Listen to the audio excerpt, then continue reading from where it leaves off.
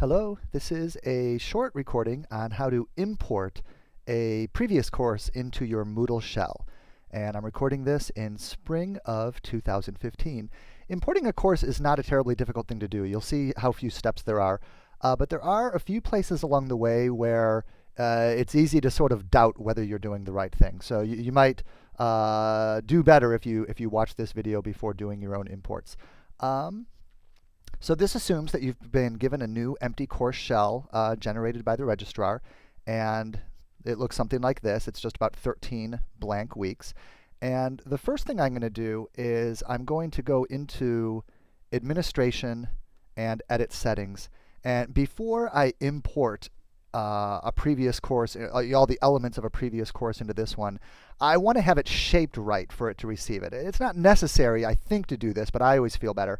I'm going to change the start date to the actual start date of my course. And I say more in my video on creating a new Moodle shell, getting started on a new Moodle shell on start date. So you can see that there. But let's just assume that my class is starting on February 2nd, 2015.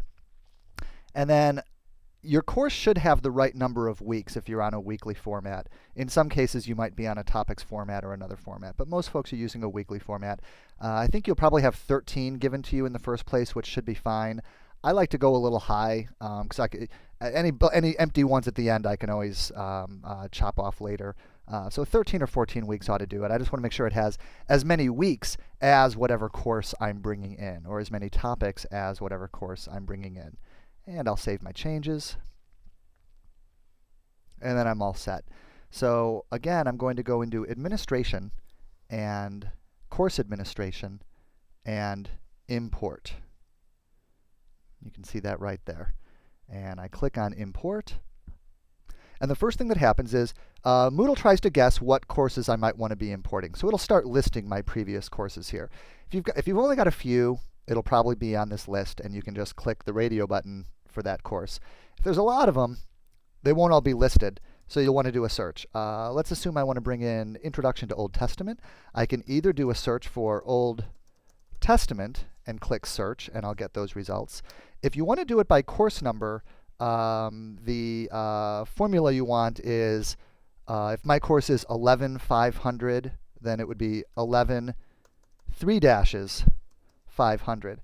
And in fact, I'm looking for an online course, and it's going to be, therefore, dash X. You can see an example right here, 800 3 dashes 758 dash X. And case doesn't matter here. So I'm going to go ahead and click Search for all my online Introduction to Old Testament courses that I've taught.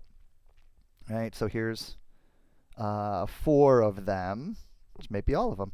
I thought I'd done more than that by now. And so let's pick one. I'm going to do, let's go way back. Let's go to 1314, the year 1314, and 10 means the fall. So academic year 1314, 10 is fall, 20 is January, 30 is spring, and 40 would be summer. So let's go ahead, and I've chosen it, so now I will continue. Leave these checked. It's just asking you if there's anything you want to leave out. If you're going to leave out all activities, you're going to do, oh, I'm doing all new activities. Forget all the old discussion forums or quizzes or what have you. Then you could just get rid of all those. Blocks and filters, you don't really have to worry about that. If you're that much of a power user, then you can use the manual. Question bank is if you have quizzes, do you want to bring over the question bank associated with those quizzes? And you almost certainly do. So almost certainly you can simply leave all those blank. Leave all those checked. And we'll go next. And now it's just checking with you. Say, okay, everything's checked. Do you want to go through and remove any one thing? So for example, every new shell that we get has a news forum already in it.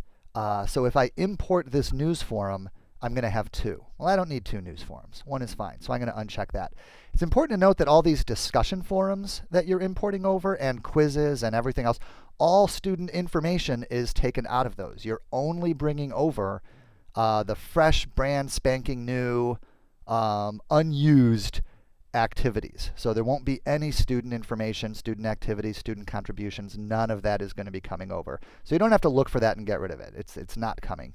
Let's just assume that everything is coming over here. This, though, is an important time to uncheck any Turnitin assignments. And this course does not have any Turnitin assignments. If you had Turnitin assignments, you would go to them and you would uncheck them here. You cannot reuse a Turnitin assignment. You have to make new ones for every single course. So we're ready to go here.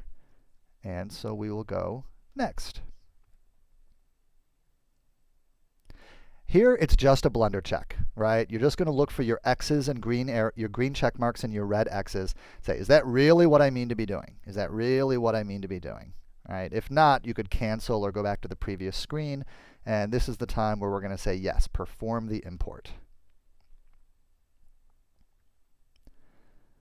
Nice little progress bar. And we are, this is new, by the way. This must be in a fairly recent version of Moodle that they add the progress bar.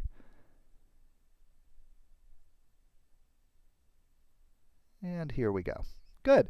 Now it just says continue.